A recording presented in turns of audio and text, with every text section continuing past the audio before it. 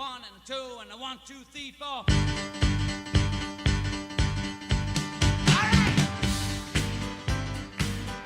Good morning and welcome to day 2 of the Coronavirus Crisis Radio. It is your lockdown lookout and I'm your host Alex De Jong, bringing you your daily dose of vitamin D as well as positivity every day throughout this crisis. There is a lot of uncertainty, but one thing that you can be certain of is to smile, to laugh and to enjoy yourself while you hashtag stay the fuck indoors. So please stay indoors, or if you do go outside, remember, keep your physical distance up to 2 meters apart from people.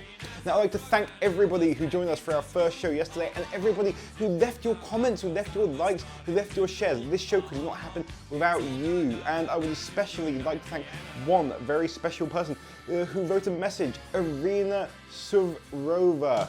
Irina lives in Moscow and she was picking up on one of the things that we were talking about in the lockdown lookout when we mentioned it will be a paid holiday for workers. She told us, actually, though the government is recommending and suggesting it's a paid holiday, apparently not all companies will be enforcing this. This is a fantasy, this is a fairy tale according to her. Who knew that the Russian government would lie to people? Who knew that they would be dishonest? This could be news to some people. If it is news to you, you've heard it here first. Very shocking about this.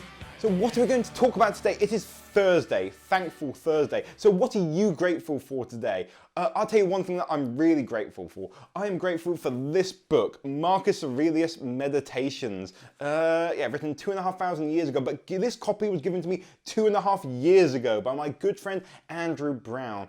I've known him for about 40 years. I'm only 28 years old, but it feels like 40 years. We've known each other since secondary school, since high school. And 2.5 years ago, before I left for Vienna, at my leaving barbecue, Andrew visited me all the way from Reading. He took the train up there and he gave me this book as a leaving gift. I take this book with me on every single flight I go on.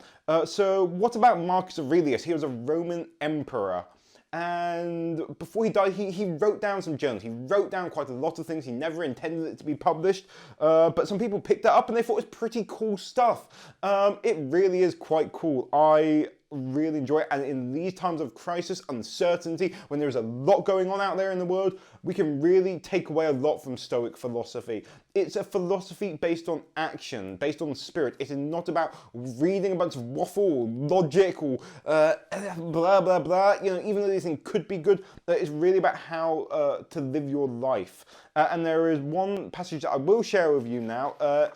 It goes, and I'll just share with you the first sentence of it. I'm not going to share with you the entire 1-2 page, but it says here, you may leave this life at any moment. Have this possibility in your mind in all that you do or say or think. Now, it goes on from there and talks about fear and providence, but you may leave this life at any moment. And I think in this time that we're living in right now, when there is a lot of fear, there is uncertainty, and you know what? Death is all around us. You can look at the statistics every single day, if you so choose, about all of the people who are ill, who are sick, who are dying. But you know what? This is a serious situation. And it brings home the fact that all of us could die at any moment. That could be depressing to some people. Really it could. And for me personally, I lived with the fear of death for 25 years. And I won't talk now about what happened when I got over that. But what I will say is that this is one of the most liberating insights. When we really face our death, and it means we can do the things that need to be done. We can get started on those projects that we've been putting off. We can give grace and gratitude to the people who we really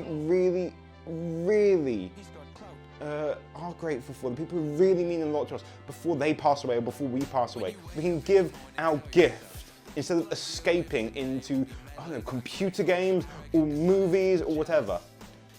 Times like this really show us what we're made of. If we're made of metal or to be meddled with. So I'm grateful for Marcus Aurelius. I'm really grateful, and I really recommend that you get your own copy of Meditations. You can find it online. There is so much in here. And if you haven't noticed by now, what's been playing in the background, the music the entire time? It is a song by Akira The Don. And actually, he's rapping over the verses on Meditations. He is taking the text itself and rapping to it. It's an amazing song. It's an amazing book. Thank you very much for joining me on this episode, and I'm looking forward to hearing you tomorrow for your daily dose of vitamin D. We're going to be looking at more stuff through the Lockdown Lookout. So really, like, comment, share.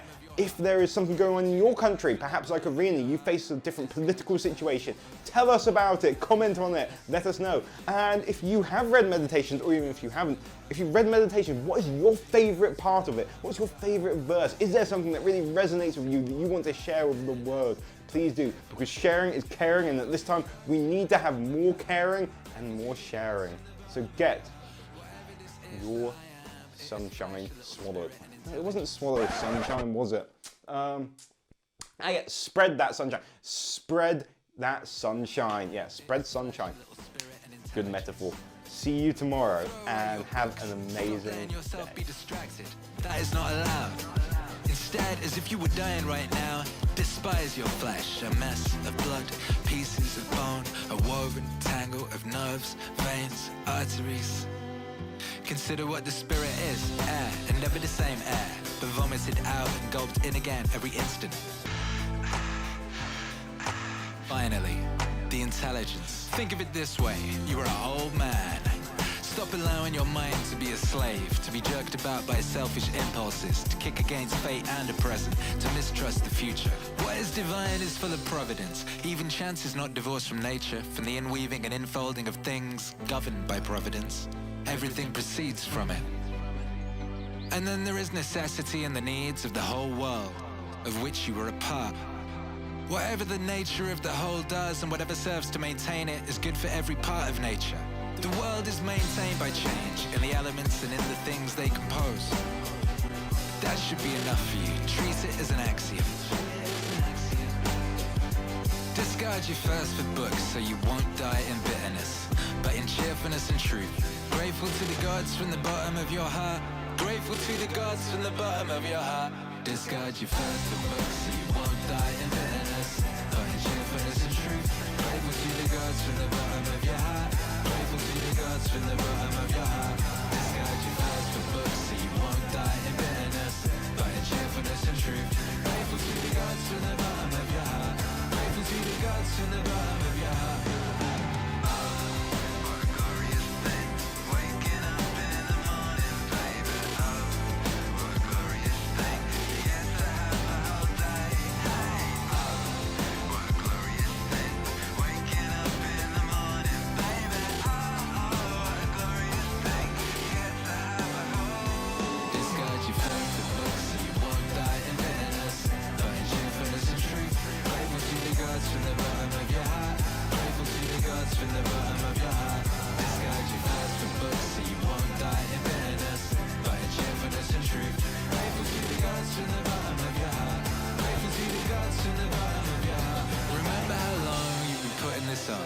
How many extensions the gods gave you and you didn't use them? At some point you have to recognize what world it is that you belong to, what power rules it and from what source you spring, that there's a limit to the time assigned to you, and if you don't use it to free yourself, it will be gone and will never return.